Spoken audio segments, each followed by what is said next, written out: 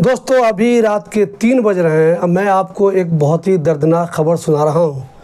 अभी मैं शाहीन बाग से लौटा हूं। शाहीन बाग से ये दर्दनाक खबर ये है कि शाहीन बाग के जी ब्लॉक में बिहार की 22 साल की एक लड़की ने सुसाइड कर लिया है। जी हाँ, बहुत ही अफसोसनाक खबर है ये। बिहार के दरभंगा ज़िले से उस लड़की का ताल्लुक़ है।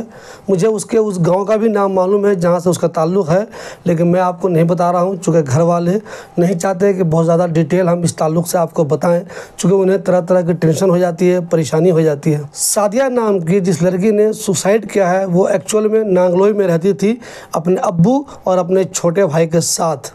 नांगलोई में भी उनका घर है और बिहार के दरभंगा ज़िले के एक गांव में भी उनका घर है। नांगलोई में ये लोग रहते थे।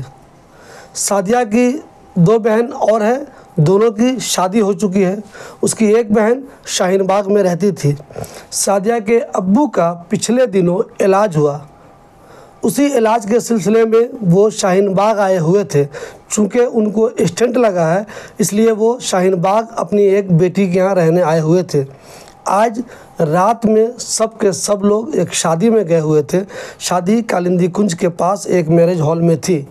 सब के सब लोग शादी में गए हुए थे, लेकिन सादिया शादी में नहीं गई थी।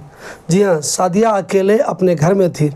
9:22 पे सादिया ने अपनी बहन को फ़ोन भी किया कि बाजी शादी में क्या चल रहा है, क्या कुछ वहाँ हो रहा है, आप लोग कब तक लौट रहे हैं। जब ये लोग शादी से लौटे तो इन्होंने देखा कि सादिया ने पंखे से लटक कर जान दे दी है। सादिया के बारे में जो मैंने उनके घर वालों से बात की, मैं उस घर में भी गया था। मैं आपको एग्जैक्ट वो लोकेशन नहीं बता रहा हूँ, ये मैं मुनासिब नहीं समझ रहा हूँ चूँकि घर वाले ये चीज़ें नहीं चाहते। सादिया के घर वालों से जो मैंने बात की वहाँ मैं गया था।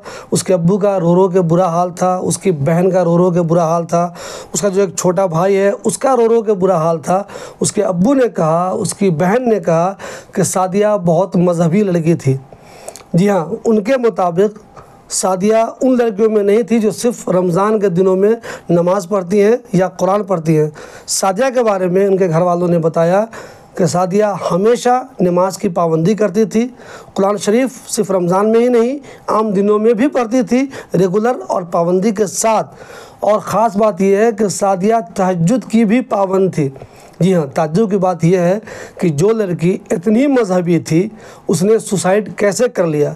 उसे ये बात तो पता होना चाहिए कि इस्लाम में सुसाइड हराम है। अब क्या वजह है, सुसाइड उसने क्यों किया, या इसमें कोई दूसरा एंगल है।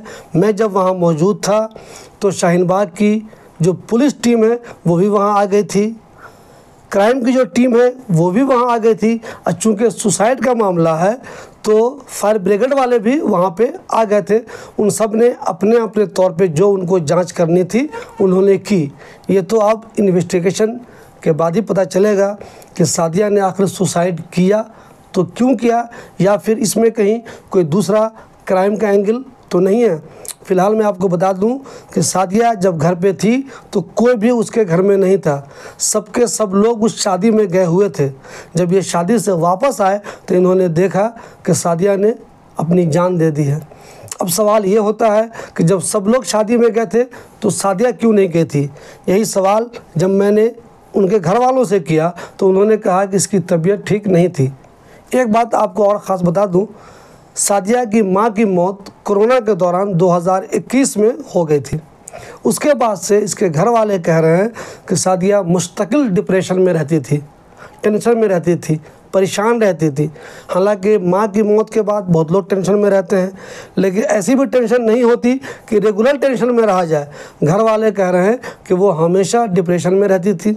अब ये बात भी समझ में नहीं आ रही है कि जो लड़की हमेशा डिप्रेशन में रहती थी वो नमाज की पाबंदी कैसे करती थी, कुरान शरीफ कैसे पढ़ती थी, यहाँ तक कि तहज्जुद भी रेगुलर पढ़ती थी। अब ये तो अल्लाह को ही मालूम है कि यहाँ कोई क्राइम का मामला है या फिर सुसाइड वाला ही एंगल है। क्राइम की टीम आई थी, पुलिस भी आई थी, सबने अपने अपने तौर पे वहाँ पे जांच की है। ये मामला आगे भी जांचा जाएगा और बाद में ये बात पता चल ही जाएगा कि एक्चुअल में हुआ क्या था। फ़िलहाल सादिया के घर वालों को एक टेंशन हो गई है। उसके अब्बू का रो रो के बुरा हाल है, वो इसलिए कि उनकी वाइफ अब इस दुनिया में नहीं है। 2 बेटी की शादी पहले हो चुकी है। बेटा उनका छोटा है, यही बेटी थी जो उनकी देखभाल करती थी, यानी खाना वाना बनाना, घर संभालना यही बेटी करती थी। इसकी भी शादी की उम्र हो गई थी, लेकिन अभी इसकी शादी हुई नहीं थी। ये लोग, मैंने पहले ही बताया आपको, यहाँ नांगलोई में रहते थे। बिहार के दरभंगा ज़िला के एक गांव में ये लोग रहते हैं। यहाँ शाहीन बाग अपनी बेटी के यहाँ वो आए हुए थे। चूँकि उनको स्टेंट लगा है तो यहीं रहते थे कि कुछ दिन यहाँ रह लेंगे, फिर बाद में वापस अपने घर नांगलोई चले जाएंगे। दोस्तों, है ना ये गम की खबर। बहुत से लोगों को लग रहा होगा कि आखिर मैं पूरी डिटेल क्यों नहीं बता रहा हूँ कि उनका नाम क्या है, ये घर का एड्रेस कहाँ है जहाँ पे सुसाइड हुआ है, या अभी बिहार के किस गांव से इनका ताल्लुक़ है। वो मैं इसलिए नहीं बता पा रहा हूँ चूँकि घर वालों ने हमसे कहा है कि प्लीज़ ज़्यादा इस खबर को आप नहीं फैलाइए, हम लोग टेंशन में हैं, हमें ज़्यादा परेशान मत कीजिए। मैं सिर्फ इसलिए ख़बर बना रहा हूँ ताकि आपको एक इन्फॉर्मेशन हो जाए कि शाहीन बाग में 22 साल की एक लड़की ने सुसाइड कर लिया है। और ये वाकई में अफसोस की बात है। सोचिए समाज में क्या कुछ होता है।